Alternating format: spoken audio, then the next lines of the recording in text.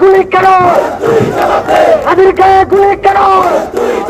আমাদের দাবি ছিল ভারতের সাথে যত বৈষম্যমূলক চুক্তি আছে সেই চুক্তি বাতিল করতে হবে।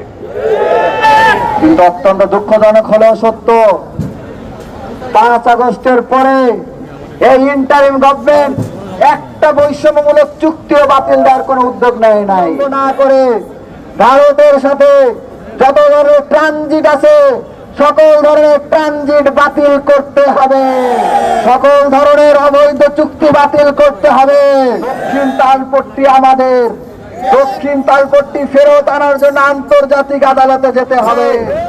গণহত্যাকারীদের লালন পালন করছে, এই গণহত্যাকারীদেরকে ফিরিয়ে আনার জন্য বাংলাদেশ সরকারকে আন্তর্জাতিক আদালতে যেতে হবে।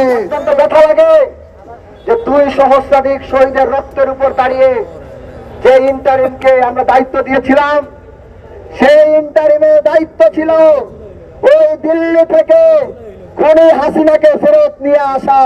এখন পর্যন্ত ইন্ডিয়া থেকে হাসিনা এবং কসাইদেরকে ফেরত আনার কোন পদক্ষেপ নেয় না।